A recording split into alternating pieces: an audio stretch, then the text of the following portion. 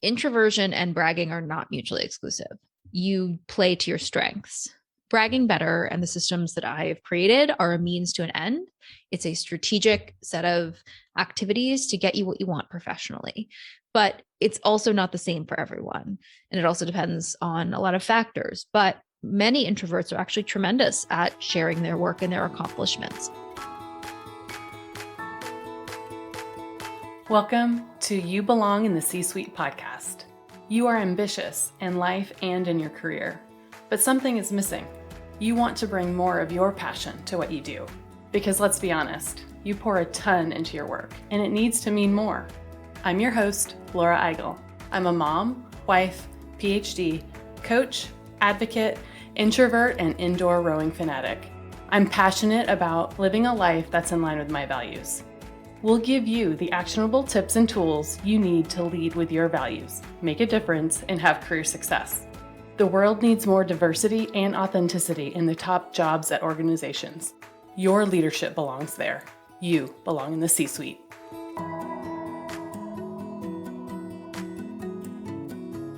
What gets you up in the morning? What drives your decisions? What do you stand for? No idea, not even sure where to start? I use my values to guide my life and career. It's the basis of how I've built boundaries for myself and stuck to them. Are you ready to dig into what matters to you? Go to thecatchgroup.com to download your free values worksheet. That's thecatchgroup.com to download your free values worksheet to get to your core values and take action on what matters most.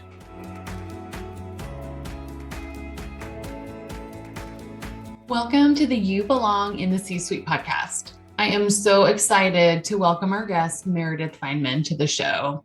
This topic is just so important, and I'm really excited to have her talk about how to brag better. Meredith Fineman is a best-selling author, host, speaker, writer, and entrepreneur. She's the author of Brag Better, Master the Art of Fearless Self-Promotion. Brag Better is based on her 10 years of building a framework for strategic self-promotion grounded in public relations, strategic communications, and leadership professional development. The book is for the qualified quiet, those who have done the work but don't know how to talk about it. This audience term is one that Fineman owns and created. Fineman's core venture is the Brag Better Bootcamp, a 4-week e-learning series based around the principles of her findings with strategic self-promotion. She leads boot camps for individuals quarterly, as well as versions for brands, companies, and corporations with specialties in addressing issues around cultivating an environment of healthy pride, a diversity of voices, championing employee work, and bragging on behalf of yourself and others. A freelance writer of 17 years, Fineman has held columns and bylines in outlets from Harvard Business Review to Fast Company, Forbes, Inc., Elle, Shondaland, Cosmopolitan, and more. She writes about entrepreneurship, business, women's issues, and fashion. Fineman is a frequent speaker on stages domestically and globally. She has spoken to brands like Levi's, to conferences like the 3% Conference, and to universities like Stanford. Her topics range from her core Brag Better philosophy to bragging better and visibility for women, to corporate culture and a diversity of voices. We discussed how to brag better, including breaking down the components of a brag, what introversion and extroversion have to do with bragging better, and how she helps individuals and companies get better at bragging.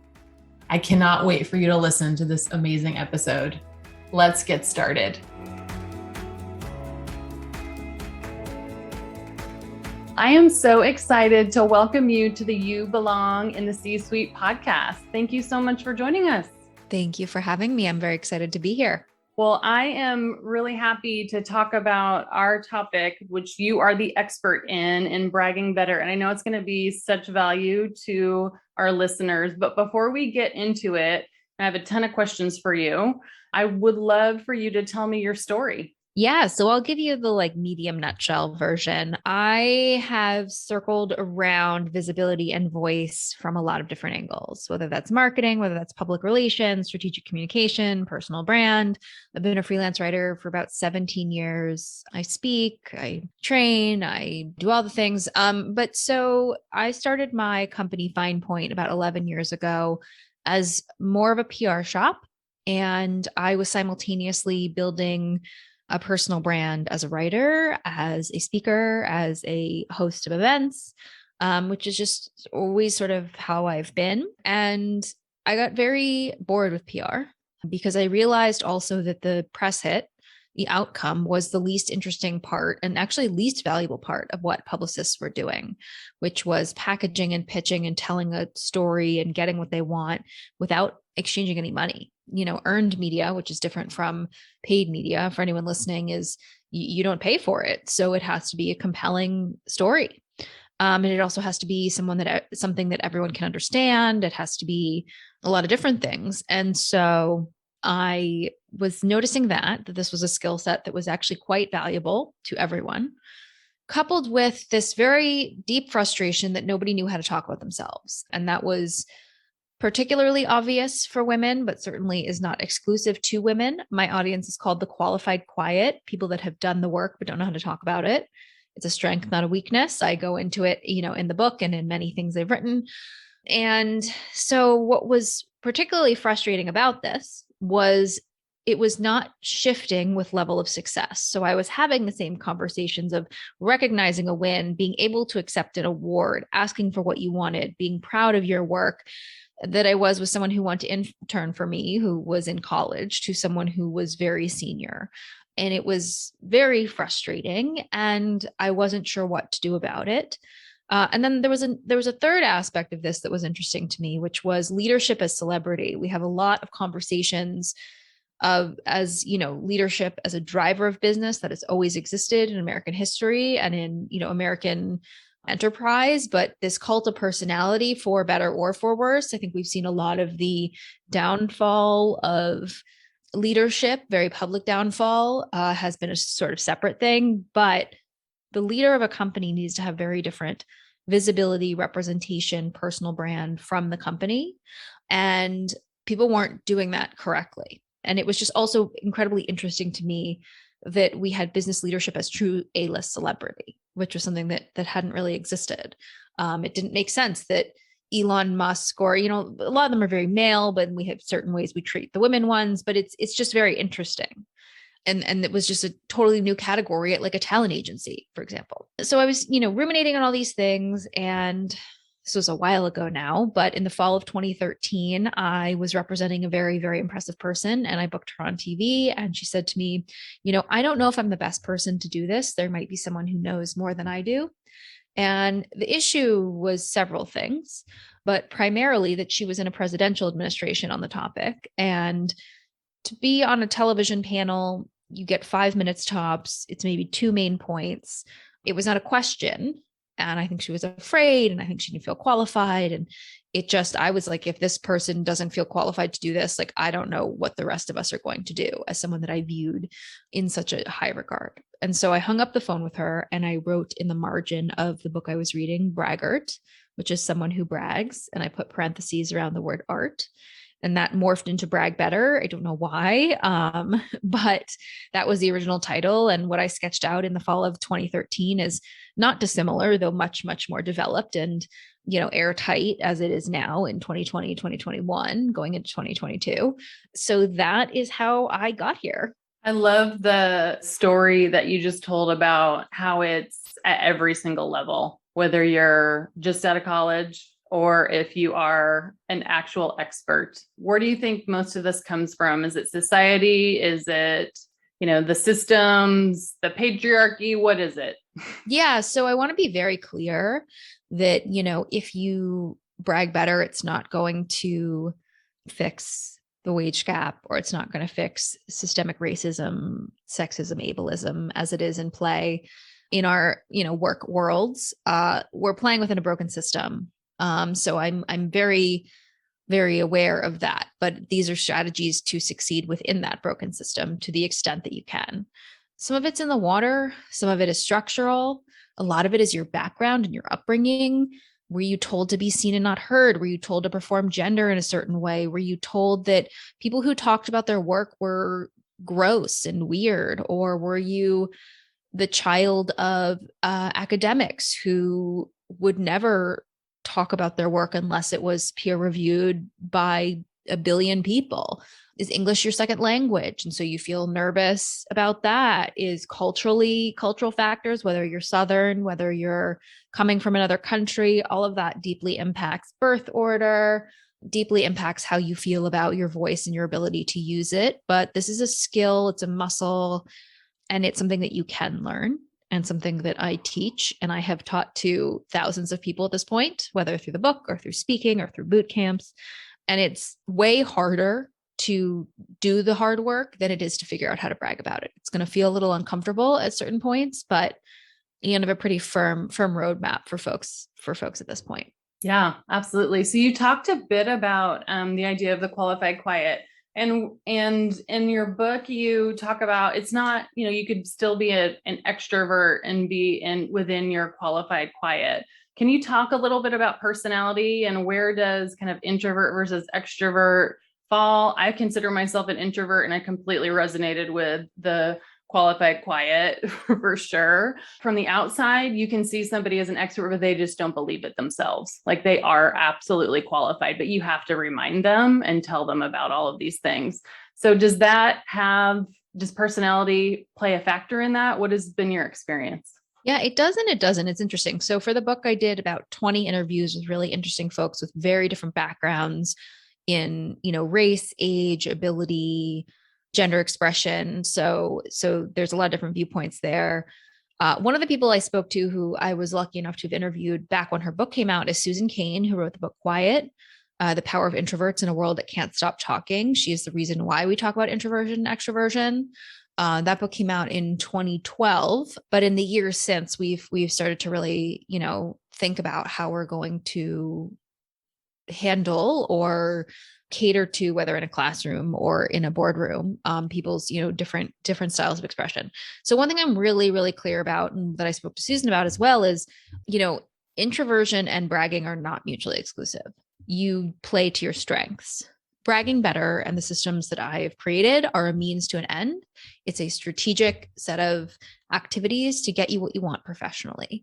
But it's also not the same for everyone. And it also depends on a lot of factors. But many introverts are actually tremendous at sharing their work and their accomplishments. Maybe that's in print. Maybe that's one-on-one. Maybe that is during over one day. So it's not as tiring over multiple days. You can absolutely be introverted and brag quite well. I mean, if anything, it's been found that people that are introverted are often a lot better expressing themselves in print and sometimes on stages. Performers, it really varies. So they absolutely, I don't think, and Susan doesn't seem to think either, are really related.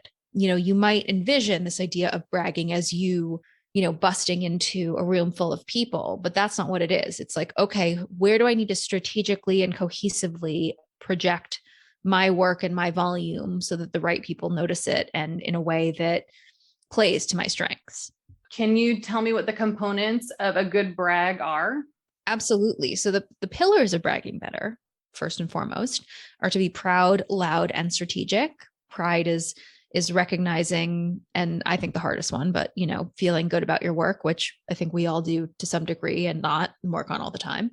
Loud's not the volume of your voice, but that's the repetition and consistency of a message. And strategic is this is a means to an end. I talk a lot about our inverse relationship between volume and merit, and that we reward loud, that there's so much noise. I don't really want you to add to any noise. I want you to get more money. I want you to get that job. I want you to get that book deal, whatever it might be.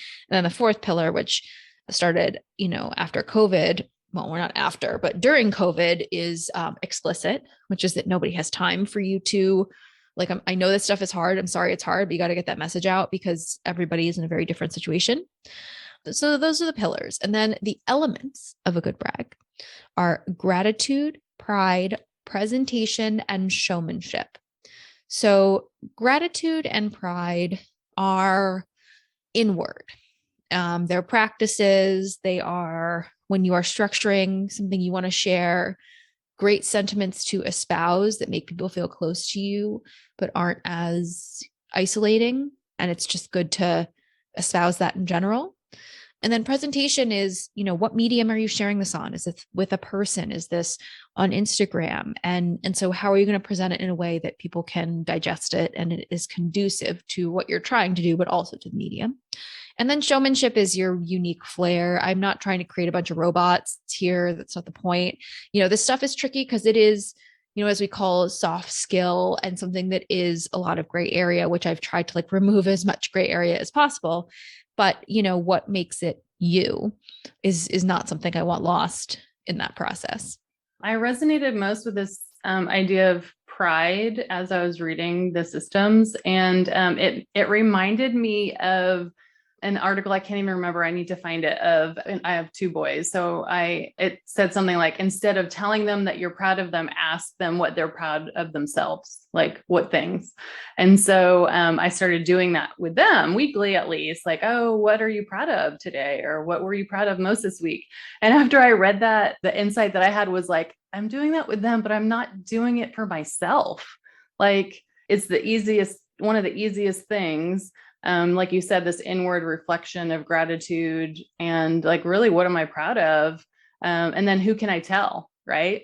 So I love those questions of inward reflection. Well, also the one thing that we want to be very clear on is a brag is a strategic piece of information that you're sharing to get what you want, but it's not, it's as big or small. Yes, it's what you've done, but it's also how you're delivering it and how you're making someone feel close to you and want to advocate for you. So what I'm always very clear about is sometimes that brag is calling your friend and saying hey, I said an awesome thing in a meeting and I'm really proud and I want to share it with someone. And I want to share it with you. Sometimes that means broadcasting something more publicly. Sometimes that means saying it to your boss. Sometimes that means saying it on a stage, but it can be very, very small. I see people make a mistake where when they share a win, they share one that they think is the biggest and the best and the sexiest and the most externally validated. So whether that's an award or something, I got this prize in my industry, that actually is not as effective as something more specific and more concrete and something that actually means a lot to you.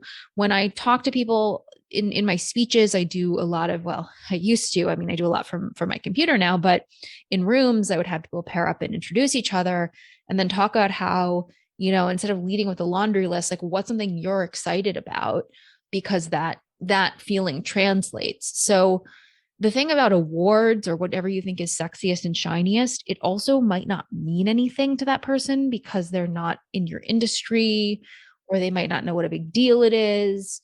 So, it can be I asked an awesome question in class today and I'm really proud of that. And that's going to potentially make me feel closer and or want to promote someone more than oh, I got the industry award for X and Y and Z. I'm well, I don't know what that means. And I don't know. It's, you're giving me some random title. And what tips do you have to be more authentic and as you brag?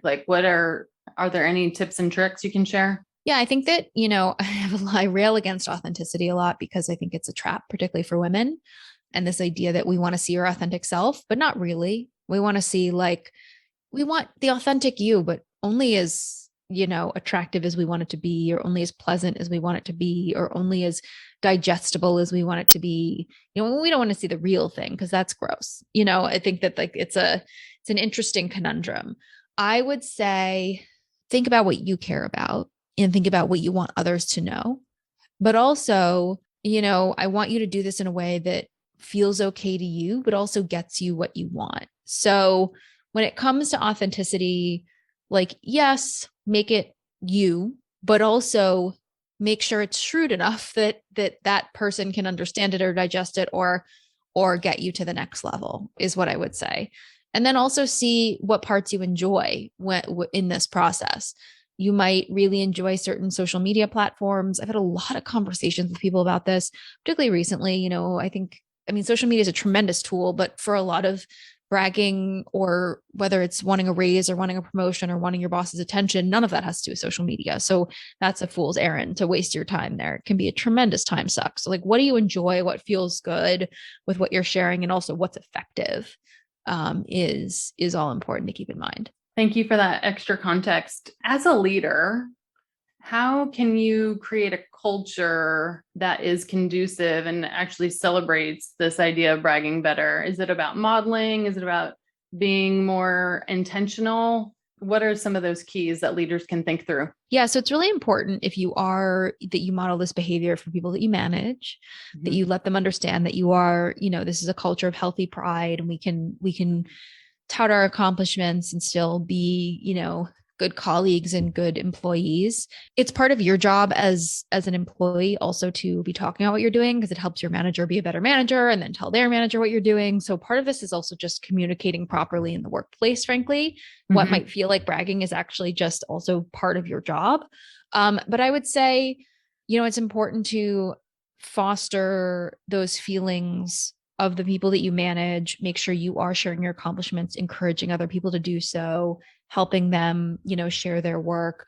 But also just on the whole, as a leader, this stuff is important because you don't know who's watching you, and you don't know who you could be inspiring. There's lots of conversations about not being able to be what you can't see. But more than that, like if you do these things, it helps those coming after you, particularly women, to feel like they can express pride in their work, and that's not shameful, and that it's something to do, and it's something that they should do. And I think about that a lot because I have gotten lovely messages about my book or speeches, but those are the only people who felt comfortable or brave enough to reach out to me. So I think that's true of everyone at every level. Like, you just don't know who's watching and saying, oh, well, she didn't apologize for the work that she's doing, so I don't have to apologize for the work that I'm doing, and so on and so forth. I think that's just like really great to model it, and you just never know who's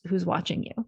You're absolutely right. Especially if you're in a leadership position, all eyes are on you. And I think it's been really interesting during the pandemic. I think people are watching even more. I'm sure you've been asked this before, but like, how does it change over now we're all remote, right? So how is it, do you have to be more intentional? Does that change how the delivery comes across? Should you be focused on different things with a virtual workplace? Yeah. So what I'll say is it's made it harder in certain ways, and it's made it easier in certain ways. So I do a lot of talks around this issue specifically. So you're going to have to be even louder than before, because you have to brag to the people in the room and the people who are not in the room, and you need to pay attention to who's in the room and who's not, which I mean is who's in that meeting and who's not. There's not a water cooler talk. There's not a casual walking up to someone on the leadership team saying, hey, do you have 5 minutes for me to just talk to you about what I'm working on? I'd love your feedback. Like, you can't do that. So you have to be a lot more intentional. I do think, though, there are certain advantages, which is if you are an anxious person or you're someone who is more introverted, you are in your space, in your home. So you probably feel more empowered. You can wear whatever you want on the bottom. You can, have a snack you like. I think that it also levels the playing field for people who aren't as good in person. So, there are people who are like, oh, I just got to get in the room and I can sell them on that. They can't do that anymore. And so, it levels a lot of playing fields. It also, you can be in any room you want to be in now, because it was frankly just an ableist lie that you had to be in the physical room to do the work, which a lot of, disabled people knew. But like, this is true about cities or time zones or wherever. You can have a meeting wherever and whenever. And so that's an opportunity, I would say, more than ever before. It's hard I've been talking to people about like doing job interviews only remotely or not meeting your colleagues. I mean, that stuff is difficult. And so again, it's about being just really upfront, really direct, even more so than before. And also, someone can't just like see what you're up to and praise you for it. Like, they just physically can't see it, and they're not going to take the time to seek it out. So it's even more of a reason to, I added that fourth pillar, which is explicit. Like, people don't have time. You don't know what's going on in their lives, which was always true, but now even more so. Like, they're not going to seek out what you're up to. You have to hand it to them on a platter. And what do you think about cultures where it's very collective, it's team, we did this, we did that? How do you make your way in an organization that doesn't feel like you have room to share your individual accomplishments? Yeah. So again, this is a means to an end. So I would always, when I work with people or talk to them about it, it's like, okay, what do you want and how are we going to reverse engineer it? But if it's a situation where it doesn't feel that way, or I would gauge, like I would truly gauge those things, and even have some of those conversations and say, hey, I want to share what I'm working on, and can we find a space to do that? And the most common question I get in corporate talks is, how do I brag about myself and my team? Because it's really easy to default to we. So I always want to make it clear that you can use we and I in the same sentence. I'm so proud of, this part that I did of the project. The team killed it overall. And, I was so excited to do that, specific piece of it. I mean, it could be more eloquent than that, but you can use both in the same sentence, and you got to be careful with the we's and I's. And then, there are certain industries where also you have to temper this with the industry you're in. So law or government or places that are more strict, you have to figure out what the parameters are for those sorts of things, and then brag within them is something that is trickier, but doable. And when you do have something that just feels like more of a group than a yourself, I would say, what do you want out of the situation? And you can't necessarily change the culture, but how are you going to brag within it? I love that. And I love, if you're a leader in a culture like that, are there pockets within your team that you can still create that culture of healthy pride that you mentioned at your team level?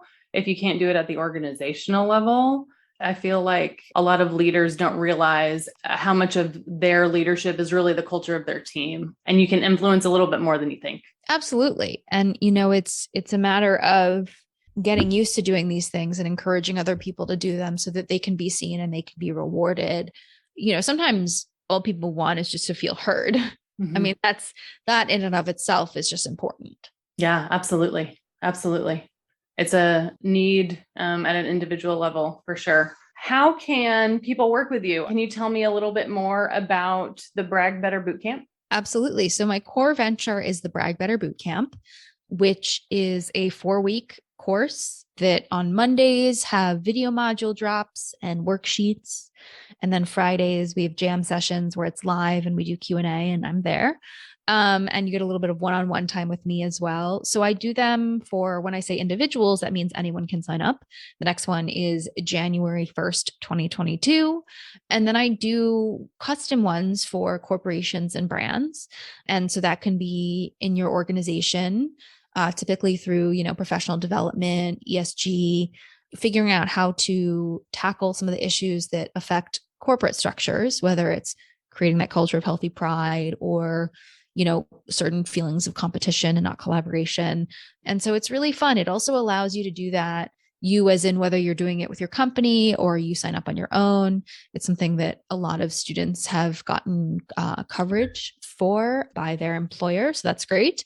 It's good to do it in a group. And a lot of these feelings are so isolating that I've been waiting a long time to create something that I felt was effective and fun and not just like a huge burden, but also left you with a group of friends that everyone that does this, I mean, is so interesting and accomplished and thoughtful and great, but end up doing business together, end up, being friends. And these feelings are isolating. A lot of anxiety provoking feelings feel very isolating. I'm the only one that feels this way. I'm the only one that has trouble with this. But frankly, you're so not alone in those feelings. It's what I do for a living. So it's 1 month long. There's also, an automated version that doesn't have that interaction, which I'm, letting limited number of people sign up for. But that is the Brag Better Bootcamp. I ask you to give me 1 hour live a week where you have access to my brain if you want to be there. And then the rest of it's on your own time. And it's been really fun. It's been really interesting. And what I'll say is this has always been the case because I did the Brag Better Bootcamp with individuals for almost 8 years. And then I turned it into something that was for groups because I wanted to for a number of reasons, but everyone gets something different out of it. It's a great jumpstart. It's a great tune up. It's a great whether you want to be on a stage or whether you want to get a promotion, there is a range of people in it. So it ends up being a fun crew. I love that. And I think there's definitely something to learning from you, but then also learning from other people's experiences is always just so enriching. And then probably just the diversity of people that are in there. Like you said, this is something that everybody can get better at. And I bet there's an assortment of people that you would probably never meet anywhere else. Absolutely. And I will say as well, it is a space for a diverse group of people in general to feel seen, but also, it just feels less lonely with these feelings of fear or doubt or disgust or anxiety around these activities. That when you do them together with others, it's like, oh, everyone else is just like me. Yeah, absolutely. I have one last question for you. What was it like launching a book during a pandemic? Tell me all the things. Yeah. So I do a lot on the book industry. Mm-hmm. And I have written proposals with people and I've done book press for 7 years. So I knew what I was getting into. I collaborated on a data book that came out in 2018. So doing it in the pandemic was very frustrating, but I came up with the idea in fall of 2013. So as I was panicking, like my book got delayed by a month. It came out in June 2020. It was supposed to come out in May 2020. And it was, a time when Amazon was prioritizing medical supplies. It was truly wild, which is a nice word for it. But I was like, listen, you have been fighting so hard for this concept for so long. And the fight to get this book published is a whole other podcast. But luckily, I have a strong PR background. This is what I do. And it was and remains really hard. And I continue to promote it. And the book has done very well, which is great. But I just figured it out anyway. Okay, how am I going to, have a good virtual setup? How am I going to sketch out all these different things? And it was so early that, now people have done a lot of digital releases in this way and been more effective. But yeah, it was a hot mess, but I just was like, we're just going to do it anyway. Well, I'm excited that it's out in the world and that you're able to teach everybody this really important art of bragging better. And I just want to thank you so much for your time and all of your advice and all the content. It's really going to help so many people. Thank you. I really appreciate it. And I'm epically findable online, Meredith Fineman, everything. So, I have to really, I've boxed myself in with the content. I better be, easy to find and promote. So, and we're going to put everything in the show notes as well. Thank you so much for having me. Thank you.